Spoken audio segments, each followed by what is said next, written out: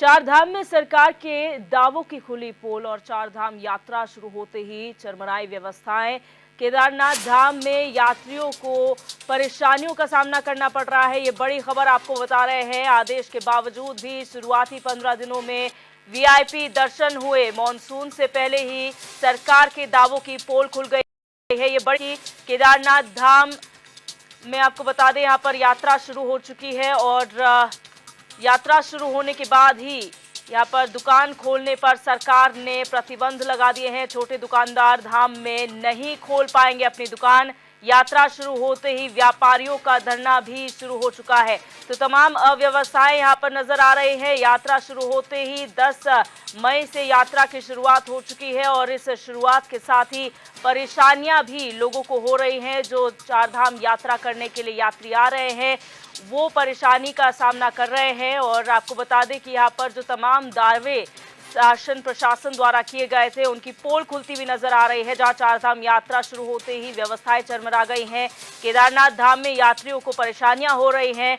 आदेश के बावजूद भी शुरुआती 15 दिनों में वीआईपी दर्शन कराए गए हैं और मानसून से पहले ही सरकार के तमाम दावों की पोल खुल गई है। केदारनाथ धाम में दुकान खोलने पर भी सरकार ने प्रतिबंध लगाए हैं, यानी कि जो छोटे दुकानदार हैं वो धाम में दुकानें नहीं खोल पाएंगे। यात्रा शुरू होते ही व्यापारियों का धरना भी शुरू हो गया है। तो एक तरफ यात्रियों को अव्यवस्थाओं के चलते परेशानियों का सामना करना पड़ रहा है, तो वहीं जो दूसरी तरफ केदारनाथ धाम में दुकानें न खोलने का आदेश सरकार ने दिया है, उसकी वजह से व्यापारियों का धरना शुरू हो चुका है। व्यापारी अब इसका विरोध कर रहे हैं।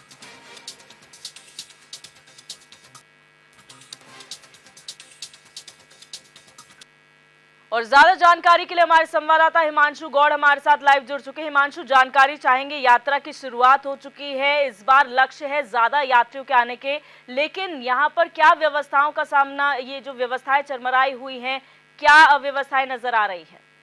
जी बिल्कुल दिव्या, देखिए जो है केदारनाथ चार धाम यात्रा अब जो है बिल्कुल सुचारू रूप से शुरू कर दी गई है। उत्तराखंड के चार धाम साथ ही जो अन्य पंच बद्री पंच केदार हैं उनके भी कपाट खुलने लगातार शुरू हो गए हैं। बाबा तुंगनाथ के कपाट खुल गए हैं, केदारनाथ, बद्रीनाथ, गंगोत्री, यमुनोत्री के कपाट अब खुल गए हैं और ऐसे में जो है यात्रा अब सुचारू रूप से शुरू कर दी गई है। वहीं अव्यवस्थाओं की बात करें तो केदारनाथ धाम मास्टर प्लान के तहत जो है अब छोटे व्यापारी जो हैं अब केदारनाथ में अपनी दुकान नहीं खोल पा रहे हैं और ऐसे में जो प्रशासन के पाबंद के बाद लगातार उनका विरोध प्रदर्शन जारी है। प्रशासन ने जहां फॉरेस्ट रिजर्व सेंचुरी का हवाला देते कहा है कि ये वन आरक्षित क्षेत्र है और ऐसे में यहाँ पर दुकानें खोलने से वन अग्नि की जो संभावनाएं हैं वो होंगी और जो है वन को खतरा, वन अग्नि को जो प्रदूषण होगा उसको खतरा होगा। ऐसे में जो है प्रशासन ने अब छोटे व्यापारियों की दुकान खोलने पर पाबंदी लगा दी है और तमाम तरीके जो परेशानियाँ जरूर सामने नजर हमको देखने को मिल रही है। चाहे केदारनाथ में खान पान की व्यवस्था हो, चाहे पेयजल आपूर्ति की व्यवस्था हो,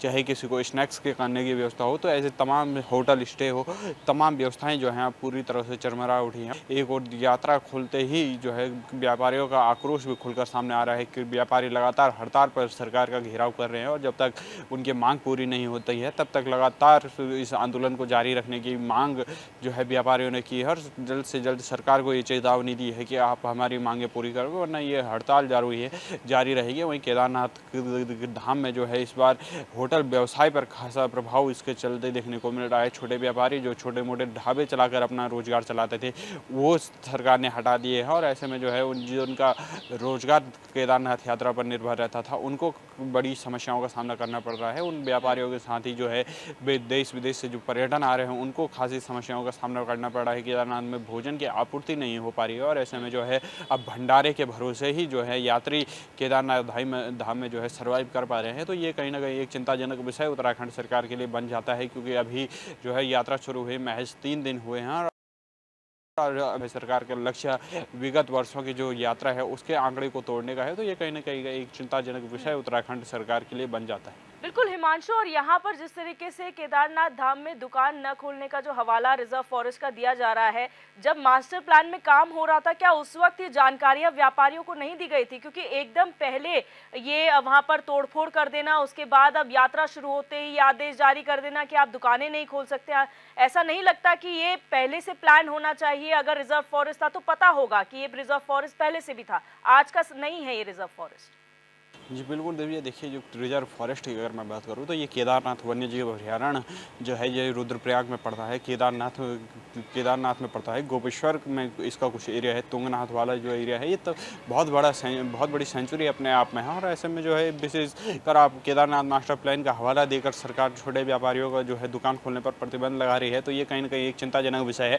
क्योंकि फॉरेस्ट रिजर्व है तो विगत में भी यात्राएं चली हैं और विगत वर्ष भी हमने देखा है कि केदारनाथ धाम में जो छोटे व्यापारी थे उनकी दुकानें लगी थी, लेकिन इस वर्ष जो है आपने दुकानें लगाने पर प्रतिबंध लगा दिया है। तो ये कहीं ना कहीं एक सरकार की कार्य प्रणाली पर भी एक प्रश्न चिन्ह खड़ा करता है कि अगर आपको मास्टर प्लान के तहत काम करना था तो आप बड़े होम स्टे पर प्रतिबंध लगाते, आप केदारनाथ में रहने की व्यवस्था काम करके नीचे आप गौरीकुंड फाटा में रहने की व्यवस्था करवाते, बल्कि छोटे व्यापारियों को आप अगर मास्टर प्लान के तहत केदारनाथ में जगह दे तो जो केदारनाथ की भार धारण क्षमता है उस पर कहीं ना कहीं प्रभाव नहीं पड़ेगा। और बड़े होटल, बड़े रेस्टोरेंट आप केदारनाथ में खोल रहे हैं उनको आप अनुमति देते हैं, तो वहाँ पर जो है जितने ज़्यादा यात्री रुकेंगे उससे पर्यावरण और ज़्यादा प्रदूषित होगा। सरकार को कहीं ना कहीं ये व्यवस्था करनी चाहिए थी कि ऊपर जो है होटल, ढाबे वगैरह अगर सरकार खोलती है और नीचे गौरीकुंड की मैं बात करूँ, फाटा है या सोनप्रयाग है, इन जगहों पर बड़े होटल खोलती है और ऊपर केदारनाथ जो मास्टर प्लान के तहत छोटे होटल वहाँ पर खोलती, जिससे कि लोग या तुरंत ही नीचे की ओर रवाना होते और उच्च हिमालय जो क्षेत्र है हमारा केदारनाथ वाला, वहाँ पर जो है पर्यावरण प्रदूषण कम होता। वहाँ पर जो है लोग जिस प्रकार से हमने पहले दिन देखा था कि यात्रा खुलते ही जिस प्रकार से लोगों का जो हुजूम केदारनाथ में उमड़ा था, ये कहीं ना कहीं एक चिंताजनक विषय पर्यावरण विरोधियों के लिए बना है। कई पर्यावरण विरोध इसको लेकर चिंताजनक स्थिति में भी पहुंचे हैं, क्योंकि आप सीधा एक उच्च हिमालय क्षेत्र में प्रवेश करते हैं जहाँ पर लगभग दिन के बहुत कम संख्या में जो लोगों का पहुंचना था, वहाँ पर आप लाखों की संख्या में लोग रह रहे हैं, लोग पहुंच रहे हैं और उसमें अच्छा हिमांशु, एक चीज और है, यहाँ पर यह भी कहा जा रहा है कि सरकार के आदेशों के बावजूद भी यात्रा के शुरुआती 15 दिन में वीआईपी दर्शन कराए जा रहे हैं, इसको लेकर क्या जानकारी है?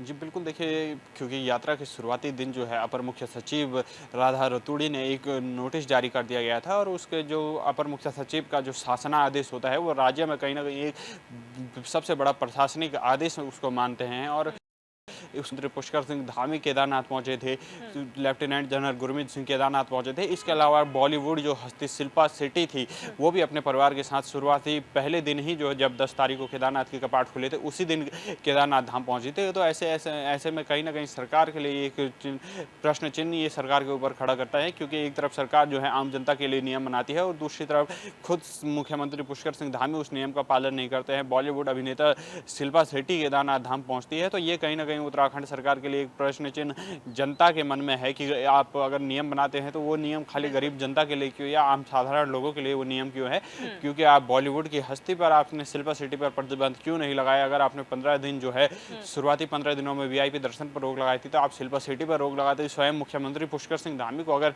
मॉनिटर करनी थी तो आजकल ऑनलाइन के जरिए बेहतर मॉनिटरिंग यात्रा की जाती है। मुख्यमंत्री स्वयं वहां पहुंचकर मुख्यमंत्री के साथ जो तमाम बीपी बिल्कुल हिमांशु हमारे साथ जुड़ने के लिए और तमाम जानकारी साझा करने के लिए।